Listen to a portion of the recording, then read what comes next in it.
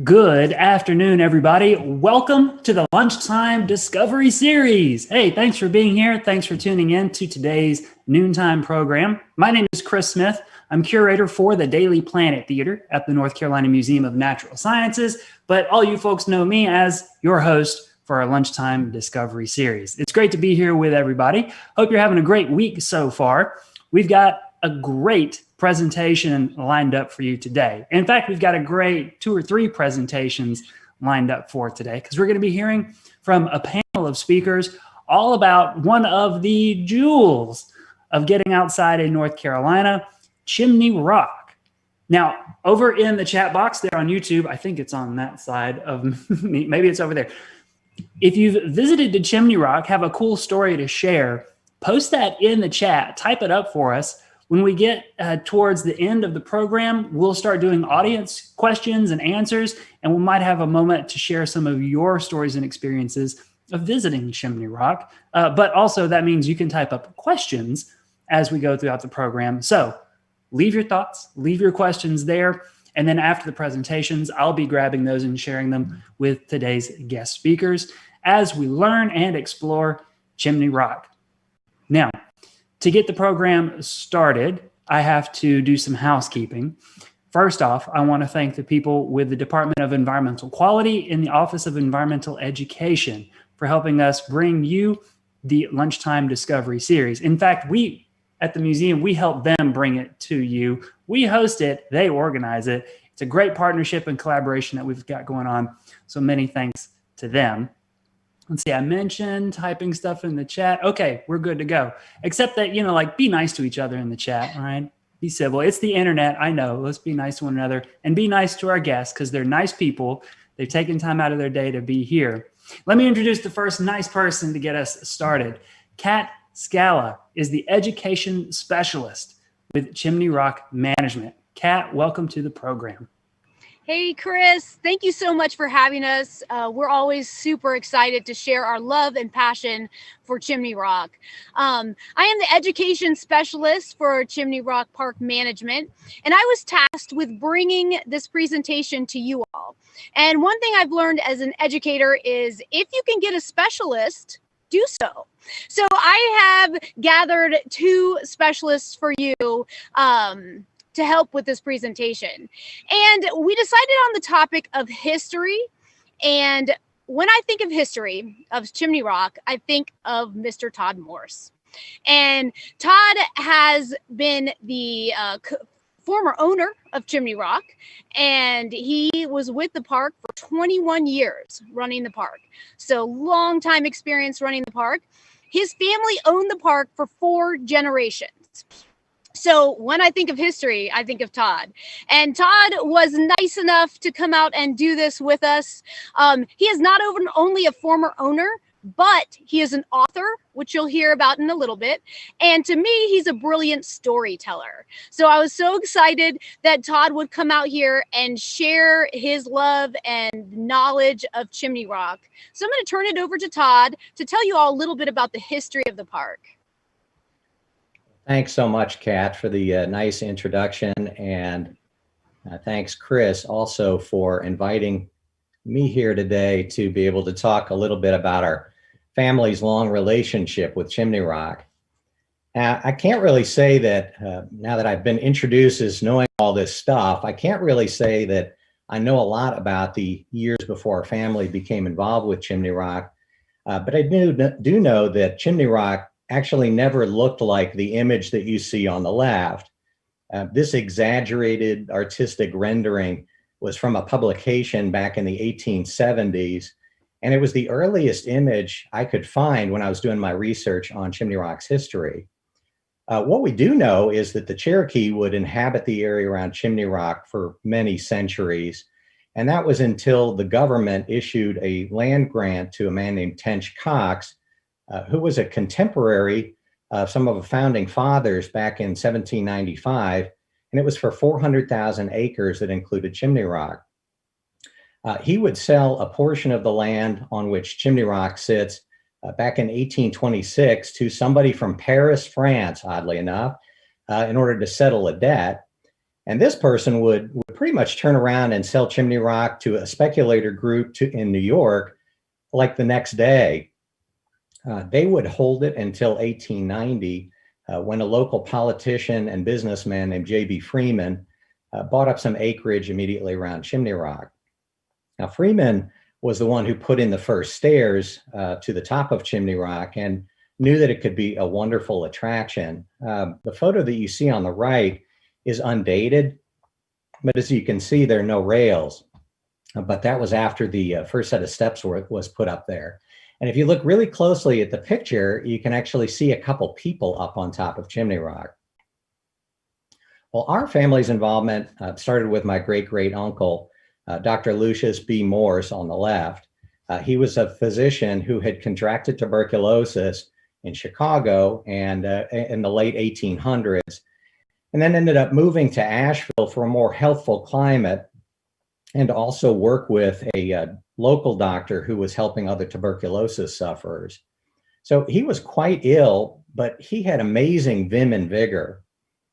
He loved to take horseback rides down to Hickory Nut Gorge, which is where Chimney Rock is located, and literally paid the Freeman family a quarter to ride up to the base of Chimney Rock and go up to the top. As the story goes, and I guess I've always heard it in my family, he'd immediately fall in love with Chimney Rock once he got to the top and would make the original land purchase in 1902 in December. The next year, he would convey a 1/3 interest to his two brothers, and you'll see them in the middle picture there. The one on the left is my great-grandfather Hiram, and the one in the middle is his twin brother Asel. And it's interesting that the brothers wouldn't really likely know what they had gotten themselves into until Hiram would get this postcard on the right.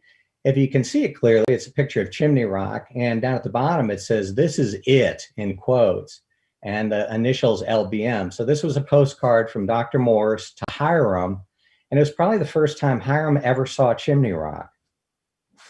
Well, it's interesting to note too that Lucius would come to Chimney Rock after first exploring the possible purchase of Crowder's Mountain, which of course is a state park today. But he liked Chimney Rock better and felt it could be an absolutely wonderful natural attraction. He'd continue to practice medicine and help other tuberculosis sufferers as he was buying up land in those early years to build the road corridor. The roadwork started up the mountain in 1915 and opened and was completed on July 4th, 1916. The photo on the right that you see was the original bridge. And they would have this incredible celebration on July 4th to commemorate this big day. And it was the first time a flag would fly atop Chimney Rock. Well, you see the picture on the left here was taken on July 4th, 1916, that big day before the flood, as you see the caption down at the bottom. But 12 days later, they had what was known as the Great Flood of 1916. And it killed many people and caused all kinds of property damage across Western North Carolina. If you look carefully at the slide on the right, you can see some of the gashes and cuts and rock slides and mudslides and so forth that still existed 5 years after the Great Flood took place. And that initial flood would wipe out that first bridge that had just been built and dedicated. But the brothers would go on and continue on and build the second bridge just after that. Well, once the road was opened, the brothers needed to add some more amenities for their increasing number of visitors.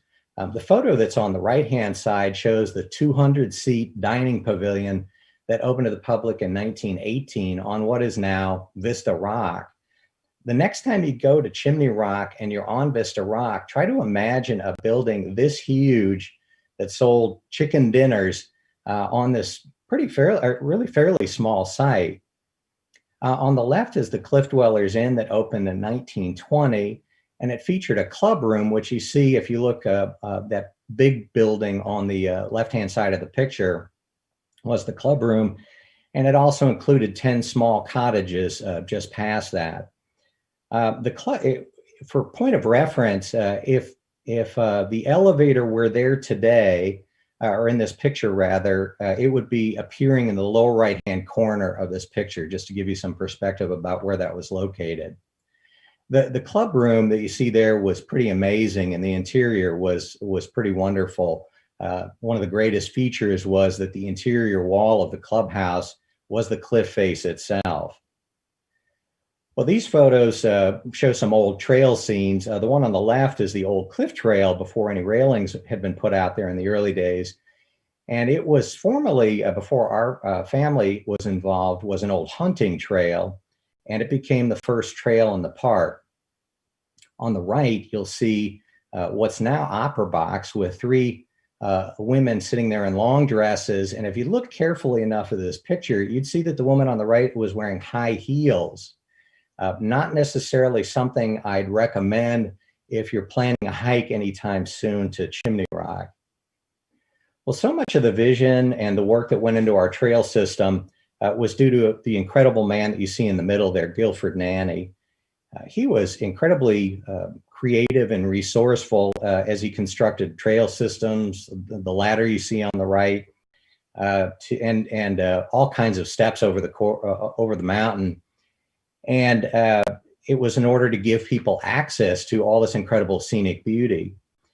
In the days before liability insurance existed, one of the ways that you could actually come down from Exclamation Point toward Chimney Rock was this set of stairs that you see on the left-hand side. It was kind of a scary set of stairs, actually. I think I remember it when I was a real little kid. If you go to the park today and you're standing at the Devil's Head observation area, you can look up and still see some of the holes and the pins that were part of securing that set of stairs. On the right was a ladder that accessed a little known trail in the park called the Eagle's Nest Trail that was just above the cliff trail. And it was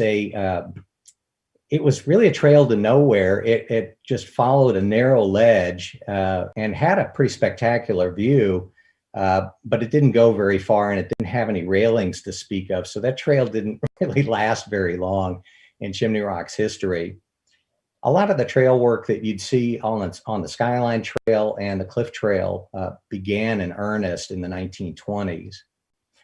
Well, once Dr. Morse felt that the park was more accessible and open to the public, he turned to what was his next vision. And it was one that he reportedly had not long after acquiring Chimney Rock. And that was the development of a lake and a resort community. The photo on the left shows the view from Chimney Rock before the lake existed. And it still amazes me that Dr. Morse would have looked out over this view and been able to envision a lake. It's just mind-boggling. On the left, the photo on the right rather, is taken from what was farmland in what would become the lake bed of the lake. If you look at the photo very carefully, you can see Chimney Rock in the upper right-hand corner. Well, the resort was set to be the largest resort development in the eastern United States at the time. And Dr. Morse, along with his development company, would acquire land starting in 1923 and would amass about 8,000 acres by 1926.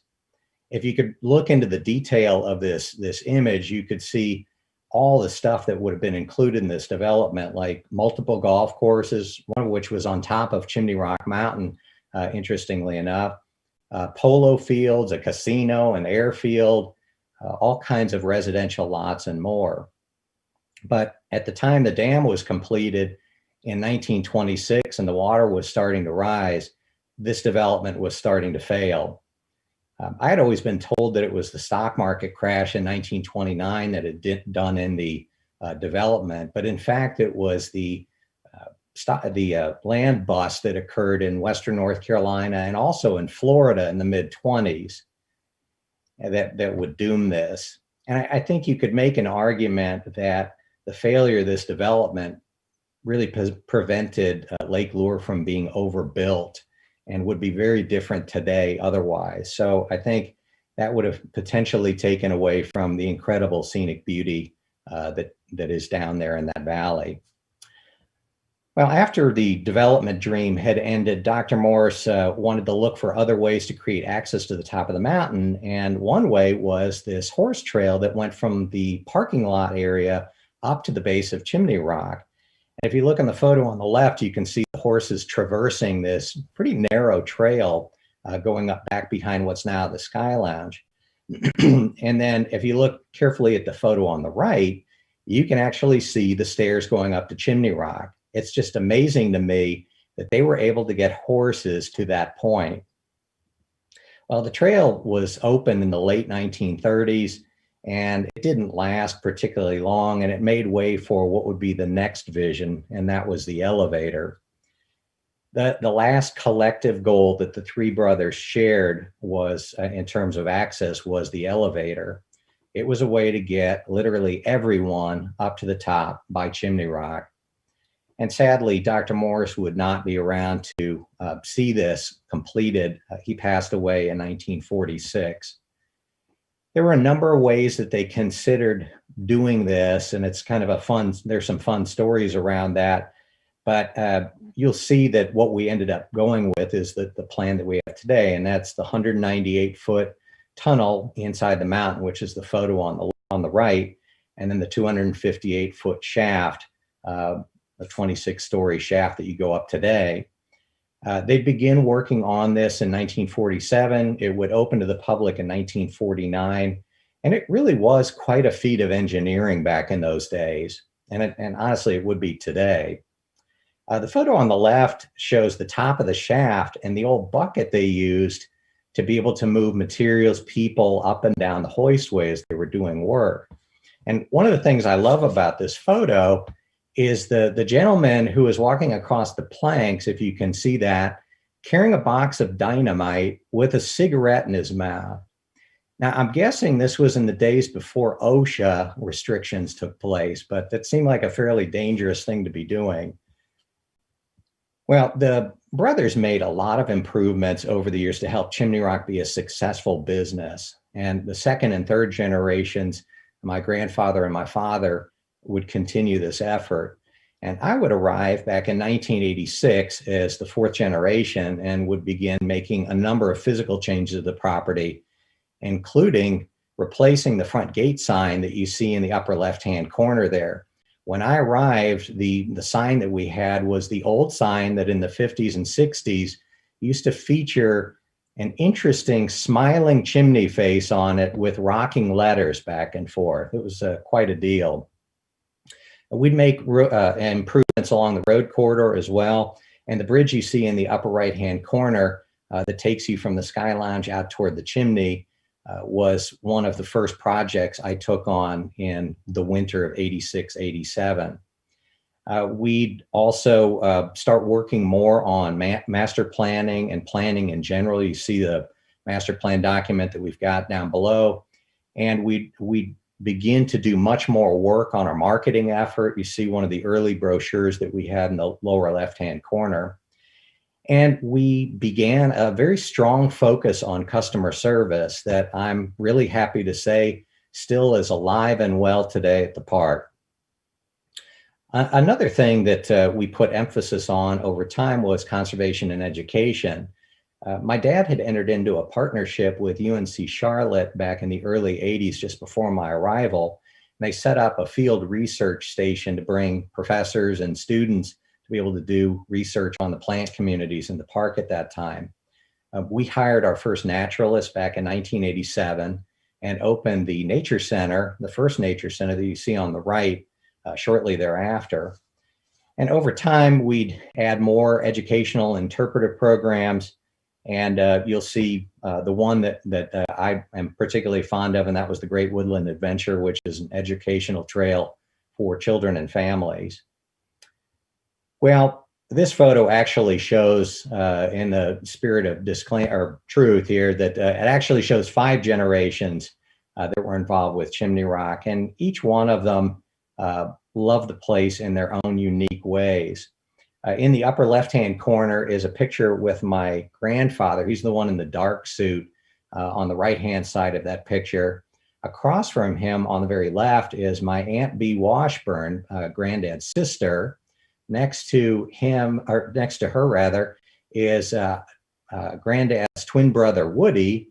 And then in the middle is Beth Gregg, who was Dr. Morse's stepdaughter and the wife of Norman Gregg, who was general manager of the park from 1939 to 1970. If you look in the upper right-hand corner, that's a picture with my dad. It's actually the last picture that was taken of my dad and me on the Chimney Rock property. In the lower left-hand picture is a picture of me with the two members of the fifth generation, my son Ethan on the left and my son Tristan on the right. I know you're probably wondering at this point then, well, if everybody was so happy and in love with Chimney Rock and you had this wonderful business, why in the world would you sell? Well, that's a long story. And in fact, that's probably the longest part of my book is the details regarding the sale of Chimney Rock to the state. In the early 2000s, we really reached a strategic crossroads, and we had issues related to estate planning. And my dad at that time was in poor health. And then we had 3 successive years in the early 2000s where we had a lot of rain. And that created a financial strain that was on top of some additional financial challenges that we inherited from some of our other family businesses. And we just wondered whether we were going to be able to sustain our business model moving forward that we had been working under for so many years. And of course, you throw in the fact that the real estate market in Western North Carolina in the early 2000s, as many of you know, was extraordinarily hot. And all of those things were worthy of our consideration as we assessed our business and what we wanted to do in our future. So the sale process would begin in earnest in 2004. And that's when we reached out to Louis Ledford, who was the former director of state parks. And we talked to him, and I believe it was October of 2004, and we began the negotiations. But what was wonderful is they allowed us some time to do more work to understand the property after we hired a consultant that helped us to better understand the special place we were stewarding in light of all these complicated decisions we were going to have to make. We would walk the property as a lot, get familiar. You see in the upper left-hand corner, that was on one of our hikes to look at various pieces of the property that honestly I had never been to before at this point. The negotiations with the state would be quite complicated. And again, that's why it's such a long section of my book. But I would ask, has anyone listening ever tried to negotiate a deal with a state government? Well, some might argue that it was actually even more difficult to work a deal with the Morse family, but that's probably somebody else's opinion for another day. But in the end, our deal was pretty complicated, and it required a lot of time and study. And part of the latter stages of our negotiation took place publicly. The clever cartoon in the lower left, and I guess I could say that I didn't care for it when it came out, but now I find the humor and the what was amusing about it. This one appeared in the Charlotte Observer, and of course suggested, if you can read the print down there, that we cared more about the money than anything else, which I can tell you just wasn't true. But we were in fact selling our business, not just a property that was beloved by many, including us. Well, in the end, we were able to come to terms on a deal that, thanks to our legal team, our accounting folks, the state, and multiple conservancies, and a host of other folks and state parks, we accomplished, I think, what we wanted, and that was to achieve the best outcome for the land, our associates who work there, the community, and our family. And I think it's pretty wonderful and rare to have that kind of an outcome, but I believe that we did. The land is protected for all time, and none of our employees lost their job, except for me later that year. These are some of the photos from the announcement with Governor Easley. And it was, as you can imagine, quite a bittersweet day with a lot of emotion. It was a pretty tough day in a lot of ways, but a pretty wonderful day too. Well, and though this was really the end of an era in many ways, I felt really good about it all and can say that I have no regrets other than the fact that I wish I could have spent more time with my dad once this deal was done. But my dad sadly passed away a little over 2 years after this deal was consummated in May of 2007. Well, if you'd like to learn more about any of this stuff, I would love for you to read my book, which is For the Love of Chimney Rock. And it's filled with a lot of great photos and old stories over our 105-year stewardship of Chimney Rock. You can buy it on your next visit to the park through their website, on the page where you buy tickets, other locations as well, Amazon, among others. That's it. And thank you so much for your time today. And thank you for inviting me here today. All right, Todd, thank you so much. I told you he was an expert. So great to have him out here with us today. I want to move on from the history. And Todd spoke a little bit about the purchase of the park from the state. And so another person that I have pulled out here today is one of our very own state park rangers, Ranger Stephen Tillotson. He's been with state parks for 15 years, 9 of which have been at Chimney Rock. And before that, he was at Jordan Lake Recreation Area. So he has a wealth of knowledge, not only about Chimney Rock, but about state parks in general.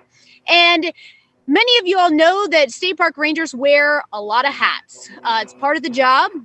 And Ranger Stephen is head of law enforcement for Chimney Rock, and he's also the education head for the state portion of the park. So this is a really unique relationship that we have here within state parks, is that we have a state park entity and then we have a management group entity, and we're both working together for a common good. And Stephen and I have a great partnership because we both bring different strengths to our education department, and we work in tandem to bring programming to the general public. And we do this through events and programs for school groups and scouts. And we assist each other throughout the year. So here assisting me today is Ranger Stephen Tillotson. I'm going to turn it over to him. Greetings all, Ranger Stephen Tillotson here. I am going to share what is important about Chimney Rock from my personal interpretation as a North Carolina State Park Ranger. And to understand why any area of the state is included in the park system, we must look at the mission of North Carolina State Parks. We often refer to our mission as a three-legged stool of conservation, recreation, and education as the legs. If we have any less than all three, then the stool will not have the strength and balance to stand for the people of North Carolina. Our state parks mission is as follows: conserve and protect representative examples of the natural beauty, ecological features, and recreational resources of statewide significance.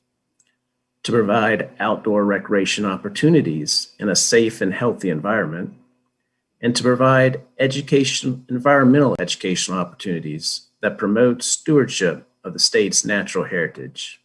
As Todd explained, Chimney Rock has a history of over 140 years of park stewards.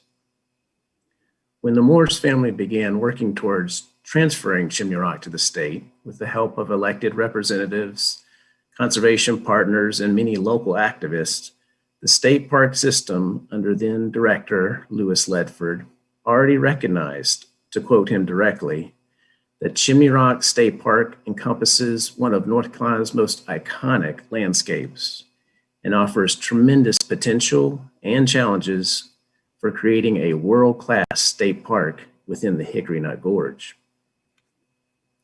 Our focus has always been on conserving the rare cliffside communities and viewshed throughout the whole Hickory Nut Gorge. That is why we created a state natural area with land at World's Edge on the backside of Chimney Rock Mountain through support of Conserving Carolina back in 2005. The state's biologists identified 8 significant natural heritage areas encompassed in the gorge, with more than half ranking Class A of a national significance. These areas are rated based on the cumulative value of their rare species, their high-quality natural communities, and their overall biodiversity. Inside Chimney Rock, there are 90 rare plant, 19 rare animal species, and 3 species which live nowhere else in the world. The low elevation gorge running 14 miles east to west acts as a natural gateway from the Piedmont to the Blue Ridge Mountains, and has for many generations, from the Catawba and Cherokee bands trading route to early European explorers, and now for travelers from all around the world. So how do we navigate as a state park? Well, with public input, we compose a master plan, and it serves as a long-term guide for the development of park facilities, recreation opportunities, and natural resource protection. It is structured within the scope of a 100-year vision, a 25-year master plan, and a 5-year action plan that started with improving existing facilities. Trails are a huge focus of Chimney Rock's future, with over 50 miles planned. Just a couple of years ago, we opened our 3rd access at Eagle Rock on the lands donated by the Nature Conservancy, pictured here, and connected to a longer hiking and mountain biking trail on Weed Patch Mountain. This award-winning trail was designed by Peter Barr of Conserving Carolina, built by Shrimper, pictured here with his bike, of Tierra Incognita Trail Specialists, and now managed by the town of Lake Lure Parks Department. These same partners also help lobby our legislators to support and designate the new Hickory Nut Gorge State Trail. You can see it on this map, and we're going to share a link in the chat so you can submit public comments on this trail system. So how are we doing on the first leg of our mission, conserving and protecting resources? We know just 2 years into the gorge, in 2007, the state changed the park name when it acquired the main access point of Chimney Rock from the Morse family. At that time, our only other public access was across the gorge at Rumbling Bald. The Bald was acquired with support from Carolina Climbers Coalition, as this area has a long history of recreational popularity for rope climbers and boulders alike. These partnerships are key to conserving as much of the gorge as possible for everyone to enjoy. In less than 15 years, the state park has grown to protect over 7,000 acres, everything in green on this map, and all the pink shaded areas are protected in conservation easements with our many partners mentioned before. Now, how about the second leg of our mission stool, recreational opportunities? Following the action plan of improving existing facilities, we began with access to the chimney, the #1 interest of park visitors. The state park invested in a $4.2 million project to replace and improve the Outcroppings Trail that consists of 500 steps leading up to the top of this monolith. This included extensive designs, the resources to helicopter into place steel scaffolding, and building onto the cliffside a 300-foot ultimate stairmaster. Another huge part of the popular Chimney Rock is the ease of access for all, with the elevator that the Morse family installed inside the mountain. Since the 1950s, technology and mechanics were aging out, the state invested another $4.3 million into its replacement. It took several new designs and custom equipment from Otis Elevator of Charlotte to get a modern motor that would perform reliably inside the wet and wonderfully unique 26-story mountain shaft. I mentioned before our second access at Rumbling Bald has always been one of the top winter climbing destinations in the Southeast because the lower elevation cliffs on the warmer south slope of Rumbling Bald Mountain hardly ever freeze with ice. The area is known as the Club Med of climbing. Recently, the area became nationally recognized for bouldering. This is a type of free climbing without ropes or protective gear, besides a crash pad and a partner to spot you.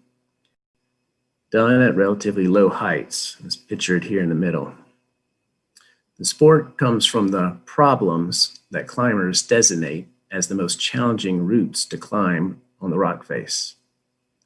Our climbing community and volunteers have been a huge help in building the rerouted 1.5-mile family-friendly hiking loop trail and organizing additional natural resource projects.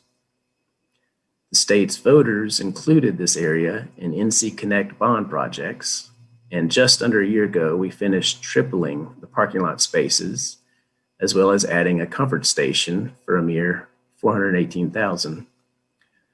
With the wonderful curse of never enough parking, this area still fills up in the winter climbing season by about 9 a.m., just an hour after opening. The master plan for this area includes a second day use access with more extensive trails and backcountry camping. The only attraction that rivals the Chimney for attention is probably the 404-foot Hickory Nut Falls, where visitors can take the park's easiest hike out a 3/4-mile trail to dip their toes into the base of the tallest horsetail waterfall in our state park system. At least we thought this was our easiest and lowest maintenance trail, until Mother Nature showed us again, she rules. We have been sidetracked in the middle of so many projects and had to take on totally new priorities when natural events mixed everything up.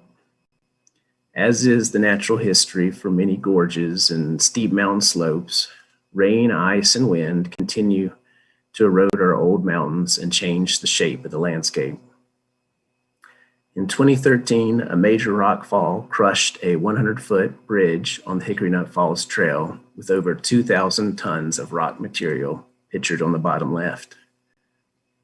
Once we got that moved out of the way and rebuilt the trail over the largest rocks, if you can imagine the size and weight of your car, additional landslides in 2017 and 18 took out large sections of the upper parking lot in a similar fashion to the 1916 flood damage that Todd mentioned.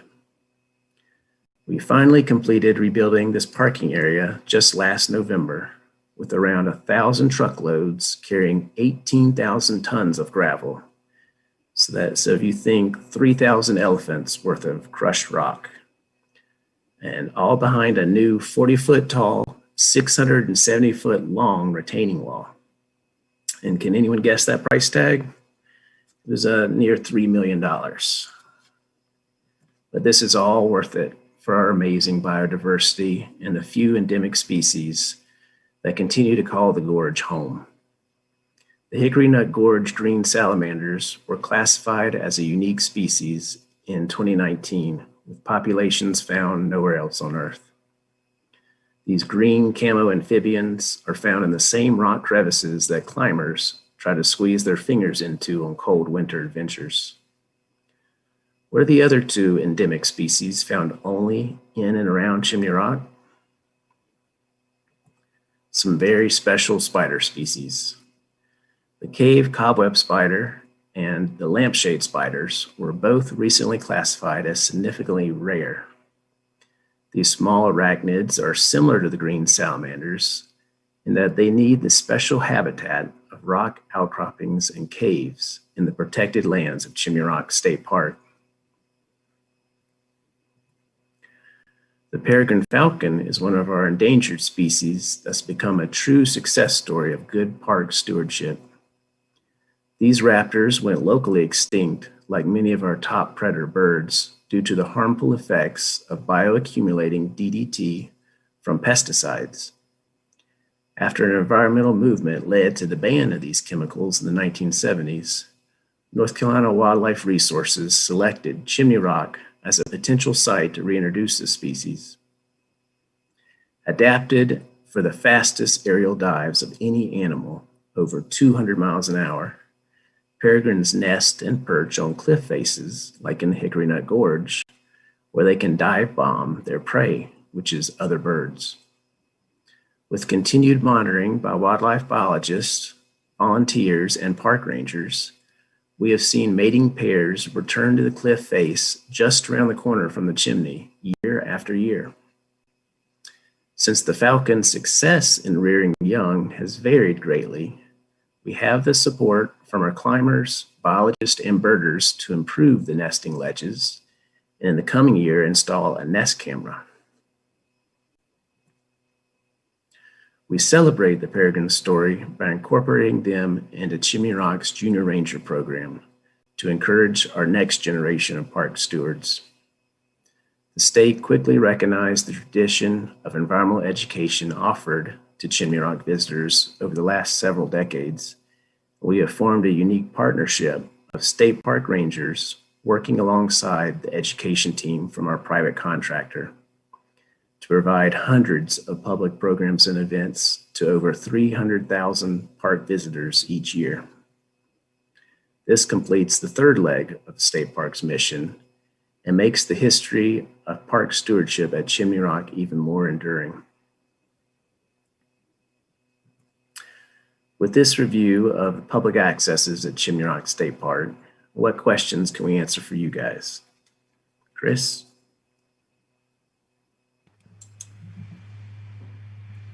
Thank you so much. Excellent stuff, everybody. My first trip to Chimney Rock was just in November of last year. And now I know why there were orange traffic cones all over the parking lot when I got there, for sure. But thank you so much for sharing all your stories. It was really impressive to see the way that things have changed and adapted and improved over time and over generations to give North Carolinians and beyond the opportunity to enjoy the outdoors, but also take advantage of the parts of North Carolina that really are spectacular. And I've been watching the chat over here on YouTube, and there are a lot of folks watching, a few even who just wrote, there are a lot of folks watching. And then there's a few who wrote that they were at Chimney Rock as recently as a few days ago, taking in the views and taking photographs. So, I mean, this place really does resonate with a lot of people. Yeah, Chris, we always say the views are bigger in the winter, because when after the leaf drop, you can see all the rock formations and structure of the gorge. So I'll take for the first question for everybody here, and this will be one for each of you. We had somebody write in, they want to know what your favorite vantage point is at the park. So I'll call out Todd if you want to go first. Well, let's see how to answer this. That's in a way that's doesn't sound strange. My favorite vantage point always during my time there was one that doesn't exist today, and that is what was called Inspiration Point. It was the only place in the park at that time where you could see the falls, the full view of the falls and Lake Lure from the same vantage point. And it was a deck that was under a rock overhang, and it always had a cool breeze coming through it. So that was always my favorite place to stop when I was out on the trail and talk to people. But I could probably come up with a long list of others that are there today, like along the top of the mountain as well. Oh, wow. Yeah, that does sound like a good view. Stephen, what about you? Well, in all honesty, it does change constantly. I have the privilege and responsibility of trying to mark our boundary lines, even though they change pretty regularly at Chimney Rock as we expand. So that puts me in really unique territory, cliff edges and whatnot, for us to mark our boundary lines and just discovering new vantage points all the time. Just a couple of days ago, we were on the top of Cedar Knob, just below the Eagle Rock access I mentioned. And we're working eventually to bring trails that direction. And you can get a view from the north side facing Chimney Rock Range, but you can see over Chimney Rock Mountain and the mountains behind it. And it just really gives you the depth of what we're working with. Nice, nice. Kat, where do you like to hang out? So while I love a good vista, I really like the feeling of solitude as you walk through the woods. So my favorite trail is the Skyline Trail. It's a meandering trail through the woods. And if you're lucky, you might be able to walk through the woods by yourself and be surrounded by beauty. And if you are into those vistas, there are some great points there. Peregrine's Point, an exclamation point, where you do get those beautiful views. How come nobody mentioned the 499 stairs? We don't want to scare people. Favorite? We don't want to scare people away. I hate to say, I got to throw one last plug in for the chimney itself, because quite honestly, I never got tired of sitting on top of Chimney Rock and taking in the view. It's just absolutely breathtaking. And it's just such an incredible spot to sit and enjoy and talk to people. Yeah, my mind twirls with so many other options. Devil's Head is a great view back over the chimney to get that look with the Lake Lure in the background. But as Chris mentioned, the entire staircase, the Outcroppings Trail, as you're working your way up to Chimney Rock, when it was rebuilt, is kind of to standard construction standard, like stairs in your house, so that every time you do one flight, there's a landing. And I feel it just added like 26 new viewing areas that way. It's to encourage folks to slow down and enjoy those views. I know on my trip, I appreciated the landings for the opportunity to catch my breath and take a look around. There was even so many interesting things to see just on the rock faces next to any of the landings. You could stop and there would be plants growing up next to a staircase or next to a landing. There'd be lichen and insects and spiders crawling around on the rock faces. I mean, even with me and hundreds of others moving around, there was still so much good nature right there just to get up to the chimney. It was really impressive. Okay, next question from the chat. Here we go. Renee wants to know, all right, this one's, I think, going to be for Todd. Does the original smiling chimney face sign still exist somewhere? Because that would be a great museum piece. I'm very sad to say that smiling chimney sign went up to our maintenance shop for a bunch of years, and it had long been painted over, and the smiling chimney face didn't exist on it anymore. We put it up at the maintenance shop, and it got in such bad shape, we ultimately let it go. And so I mentioned that there were no regrets my time. That may have been one of them, because that really was a classic. And if somebody would have restored that to the original smiling chimney face, there's something intriguing yet kind of mildly disturbing about a smiling chimney face that I think would have been fun to have in a museum. But yeah, when the sign first went up, the letters used to rock back and forth, actually. And we have some old video that plays in the Old Rock Cafe. If you look carefully, you can see that. But I'm sad that it's no longer around. Yeah, I was going to add that a lot of that, these historical photos and that motif is kind of preserved at our cafe at the entrance. We won't be able to visit right now. We're getting ready to rebuild the floors to it, but when we open it back up, and the gatehouses around it, there's some of our oldest buildings in the park are being restored with historical photos. And another historical sign, the original elevator sign, was saved at the maintenance shop, like Todd mentioned, and it will soon be on display outside the front of the elevator, where it originally was in 1940s. With the original motor for the elevator. It was flown out as part of the project a few years ago. I think it's about 12,000 pounds. So we only wanted to move it once if we could help it. But we've got it in place right outside the entrance to the elevator now. And that's going to be our very next display to open up this year. Very, very interesting. All right, let's see. Jennifer, what's next? Jennifer writes, we love Lake Lure and Chimney Rock. We also enjoy Morse Park and Washburn Marina. I wasn't questioned. They just like being there. Okay, let me scroll here. Molly wants to know, is there a place where we can get information about the species that were mentioned? This would be a great teaching moment for students. I don't know if that's Kat or Stephen or both.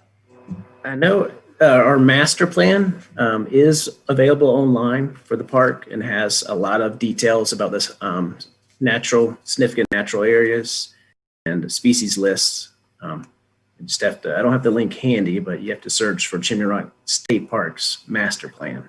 You can get the complete document.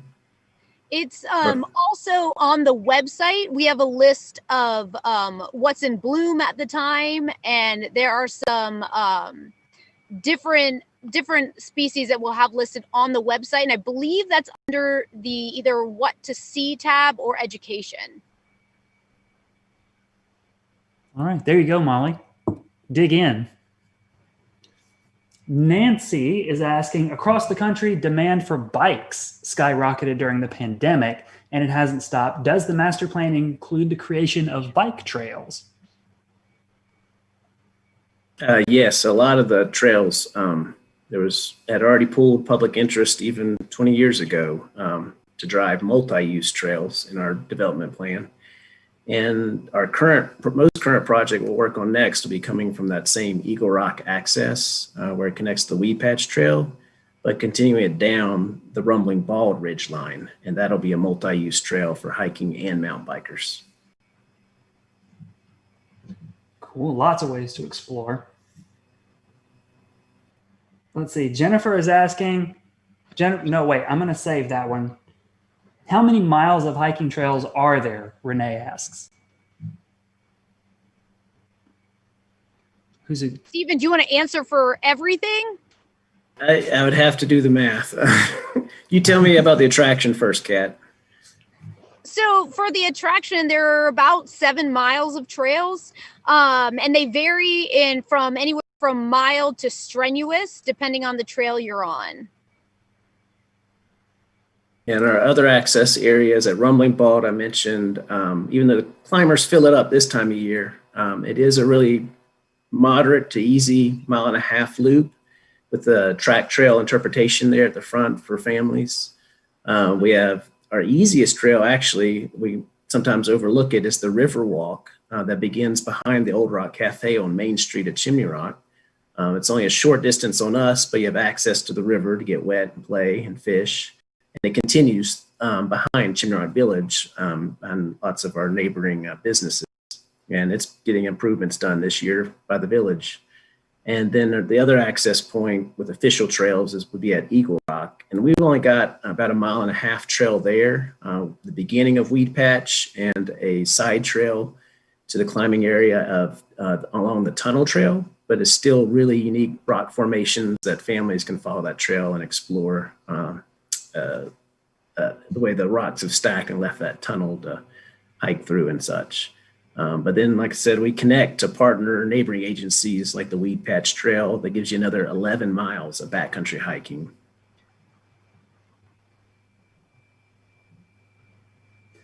So Jay has a question for you, Todd. Jay writes that your love for Chimney Rock is very evident. What is your current involvement with Chimney Rock, either in work, volunteerism, or recreationally?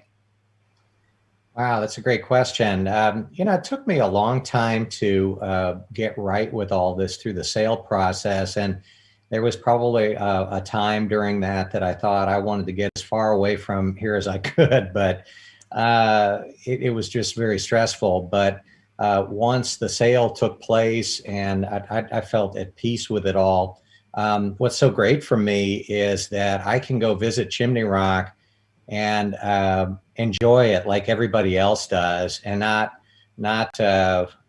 feel some of the weight of the business side of it. I was involved with the management company's board for a short period of time, and then I knew that they didn't really need me looking over their shoulder, hanging around. I'd say that I'm kind of the one who's in the shadows. I have frequent or relatively frequent conversations I did with the former general manager, Mary, and I just have told them that I want to continue to be a resource for them in any way I can. And, so doing something like this was fun today. And so I love being able to be involved in certain ways, but I'm also enjoying being retired as well. We joke around that Todd thinks he's retired, but we just keep pulling him in, and he's not really going to be able to ever leave us. I usually say to people that I'm not retired, I'm really just tired. But I do still love the property, and when I go up there, it just brings it back and brings back such wonderful memories. And so I never get tired of it. I never got tired of it while I was there, and enjoyed, hiking the trails and learning new things and seeing it from a different perspective. It was always wonderful. Stephen or Kat, can you tell us a little bit more about the geology of Chimney Rock? Stephen, you want to go with this one? I was going to let you go first, Kat. Any specific questions regarding the geology? There's so much to cover with the geology of Chimney Rock. Julie asked, can one of you tell us more about the geology at Chimney Rock? But maybe the best question, at least to start with in the time we've got left, is how you get a chimney in a mountain. So over time, it has, through weathering and erosion, has separated from the main escarpment. So it is what we call a monolith. And so once was part of the main mountain right there. Yeah, the mountain's composed of Hendersonville gneiss, is what we call that rock. It's a metamorphic rock. And the way it tends to erode is like, we call it exfoliating. It kind of gets cracks behind and through and shelves, big chunks in almost like lateral lines just slough off the mountain. What's happened is the chunks between the chimney and the mountain have eroded and left that the hard rock of the chimney, though, sitting apart from the mountain, still perched out there for great views. So then is the chimney a slightly different kind of rock such that it didn't erode away with everything between? No, just kind of good fortune of the way nature designed it. They're the same type of rock, but just the way the pieces that did erode and broke off between the two. And they're still attached by like the base. It's not a rock pile that's fallen and stacked out there. It's not freestanding. One other quick thing about the geology is up at the top of the mountain, there's a layer called garnetiferous mica schist. I just had to say those words because when will I ever get a chance to say that again? But if you look at exclamation point at some of the rocks up there, you'll see little dark, kind of pebbly looking things. And those are little garnets, but they're more of the sandpaper variety of garnet, not the gem quality of garnet, from what I've been told over the years. Another geology related question. Do you get warnings of land or rock slides? We watch the weather is what it is. Luckily, all those big ones I had mentioned, 2013, 17 and 18, or after major rain events. Like a lot of these hurricanes, when they finally make it to the mountains, and all they do is have a lot of rain force left behind them. That usually leads to a closure of the park anyway, because it's not much fun to be there when it's super saturated and raining all day long. And we do expect some shifts in the soil and possibly rock after that much rain. So every time we've had one of those major ones, fortunately, the park has been closed, and a lot of the rock falls actually happened at night. So Mother Nature was pretty gentle on us overall. But there's no other, we work with the state geologist, a lot of universities doing research on landslides in Western North Carolina since interest of 1916 and beyond. All right. So for folks who are going to get out and explore Chimney Rock, Wesley wants to know, are there restrictions for visitors due to the pandemic? Since I know some folks that just were there and are talking about planning their trips out very soon. Do you want me to take this one, Stephen, for the attraction portion? Yeah, that would be great. Okay, so we do recommend that everyone wears masks when they come to the park. Masks are required if you're going to go into any of the buildings, such as the gift shop or the restrooms. And if we are shuttling, sometimes our parking lot fills up and we have to shuttle up to the top. We require that you wear a mask on the shuttle. And if you cannot separate yourself 6 feet apart, masks should be worn then. Some of our trails are rather narrow, so there's no way you could get 6 feet apart. So wearing a mask would be the best thing for your protection. Those are some of our COVID practices. Yeah, and that overlaps, I guess, to the elevator access is always folks very curious about. It is accessible. We're encouraging just groups that came together to use it one ride party at a time. And we're spacing out the line, if there is one, queuing up to use it, and wearing your mask in the tunnel and in the elevator, because it opens up into a building up top that has food service and gift shops. So there's not much room to be separated up there. For the broader state park, it's more of backcountry trail feel to things, and you can usually space yourself out. But we encourage the 3 W's of giving people space, waiting, wearing your mask if you cannot have that space between parties that you didn't come with or aren't part of your family, and washing your hands frequently just for good hygiene and keep us all well this season. Also, one more thing I'd like to add, if you all want a complete list of protocols that we're doing as a management group, you can go onto the website and it will list all the things that we're doing as a group and that you should do when you come to the park. Perfect. Excellent stuff. So one last question. I don't know who should take this one, but a few folk, there's a nice little dialogue going on here about this. Are you allowed to? Can you reenact the scenes from Last of the Mohicans and Dirty Dancing in and around Chimney Rock? Like, are we going to, or can other people? It seems to be both. I think there we go. Todd got us. I mean, Was that you for real, Todd? We had, just as a quick comment about that when the old Cliff Trail was open and the old Skyline Trail, where a lot of that was filmed in the park, we had lots of folks inquiring about that, and it was really fun for them to be able to see that. And then there was a scene across the valley, some old property that we owned as well. But I know we've hosted groups over the past that did full Last of the Mohicans reunions, and I don't know whether those continue or not, but they really were into it and really loved the movie and had a big time over a weekend. And I know we have the Dirty Dancing Festival that occurs in I believe August. It may have moved to September, but you can find out through our local Chamber of Commerce that still does a lot of that today. Yeah, our last event, like Todd mentioned, we had outdoor screening on a big screen for the movie of the Last Mohican showing. Attendance got a little lower, and of course right now we're not organizing many public events at all.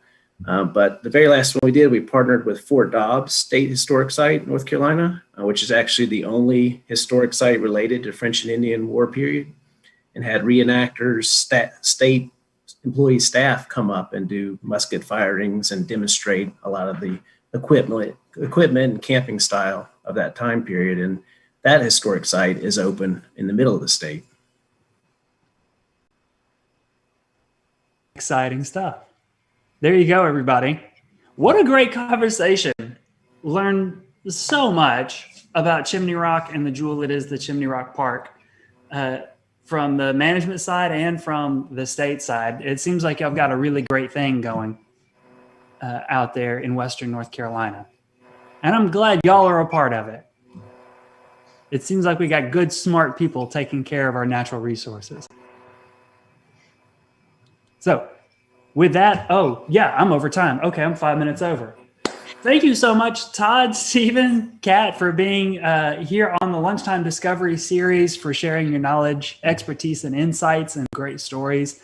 Everybody tuning in, you'll be able to come back and visit this program. The same link that you see on the video that got you here will get you here in the future if you want to share the link, or come back and visit this video again to watch it another time. You can do that. The links to the trail planning process from Ranger Stephen are over there in the chat. So take advantage of the resources that are available to you there.